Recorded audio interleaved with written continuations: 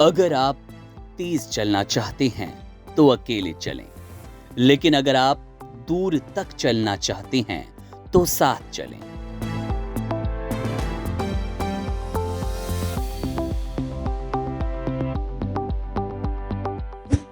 रतन को कैसे मिला था टाटा का टाइटल? अनाथालय से गोद लिए गए थे पिता। ये कहानी आपकी आंखें नम कर देगी। 9 अक्टूबर की रात करीब 11 बजे मुंबई के ब्रीच कैंडी अस्पताल में हम सबके प्रिय रतन टाटा ने आखिरी सांस ली। रतन टाटा के पिता का नाम नवल टाटा है, लेकिन आपको जानकर हैरानी होगी कि नवल टाटा से पहले उनके किसी भी बुजुर्ग का सरनेम टाटा नहीं था। दूर दूर तक कोई रिश्ता नहीं था, यहां तक कि कोई बड़ा कारोबारी भी नहीं था। किस्मत तब चमकी जब नवल टाटा 13 साल के थे और अनाथालय में रहकर पढ़ाई कर रहे थे।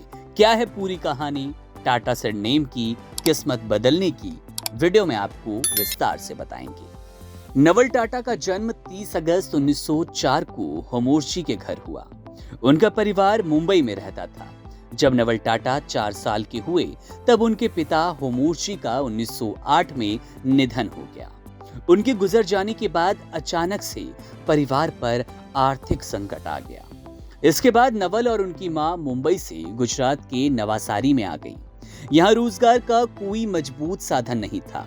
उनकी मां ने कपड़े की कढ़ाई का खुद का छोटा सा काम शुरू कर दिया।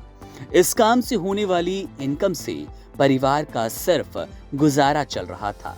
जैसे जैसे नवल की उम्र बढ़ती जा रही थी, वैसे वैसे मां की चिंता बढ़ने लगी। नवल के परिवार को जानने वालों ने नवल की पढ़ाई और मदद के लिए उन्हें JN पेटेट पारसी अनाथालय भिजवा दिया।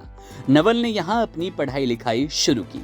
शुरुआती पढ़ाई भी नवल ने यहीं पूरी की। नवल जब 13 वर्ष के हुए तब 1917 में सर रतन टाटा की पत्नी यानी कि नवाज बाई JN पेटेट पारसी अनाथालय पहुंची। वहां उन्हें नवल दिखाई दिए। नवाज बाई को नवल बहुत पसंद आए और उन्हें अपना बेटा बनाकर गोद ले लिया, जिसके बाद नवल टाटा परिवार से जुड़कर नवल टाटा बन गए। टाटा परिवार से जुड़ने के बाद नवल टाटा की किस्मत बदलने लगी।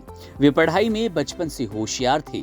उन्होंने बॉम्बे यूनिवर्सिटी से इकोनॉमिक्स से ग्रेजुएशन किया। इसके बाद आगे की पढ़ाई के लिए लंदन चले गए। वहां से नवल टाटा अकाउंटिंग की पढ़ाई कर वापस लौटे। टाटा.com के मुताबिक 1930 में जब नवल टाटा 26 साल के हुए तब वे टाटा सन्स ग्रुप से जुड़े और क्लर्क कम असिस्टेंट सेक्रेटरी की नौकरी हासिल की। इसके बाद तेजी से उनकी पदोन्नति यानी कि प्रमोशन होता गया। वे जल्द ही टाटा सन्स के असिस्टेंट सेक्रेटरी बन गए। 1933 में नवल टाटा एविएशन डिपार्टमेंट के सेक्रेटरी, फिर टेक्सटाइल यूनिट में एग्जीक्यूटिव के तौर पर जुड़े। इसके बाद 1939 में नवल टाटा को टाटा मिल्स के जॉइंट मैनेजिंग डायरेक्टर की जिम्मेदारी मिली। 2 साल बाद 1941 में उन्हें टाटा सन्स का डायरेक्टर बना दिया गया। नवल टाटा को 1961 में टाटा इलेक्ट्रिक कंपनी के चेयरमैन, ठीक 1 साल बाद उन्हें टाटा सन्स के मुख्य ग्रुप का डेप्यूटी चेयरमैन बना दिया गया। आपको बता दें कि नवल टाटा ने 2 शादियां की थी। पहली पत्नी सोनी कैमिसेरिएट और दूसरी सिमोन डुनोयर थी। सोनी कॉमिसेरिएट से उनके 2 बच्चे रतन टाटा और जिमी टाटा हुए। 1940 में नवल टाटा का सोनी कॉमिसेरिएट से तलाक हो गया। 1955 में नवल टाटा ने स्विट्जरलैंड के बिजनेस वुमेन सिमोन से शादी की, जिनसे न्यूअल टाटा का जन्म हुआ। नवल टाटा कैंसर की बीमारी से ग्रस्त हुए और 5 मई 1989 को मुंबई में उनका निधन हो गया। तो ये थी कहानी टाटा के टाटा बनने की, बिना किसी कारोबारी परिवार के उस मकाम को हासिल करने की जो शायद किसी का सपना मात्र होता है।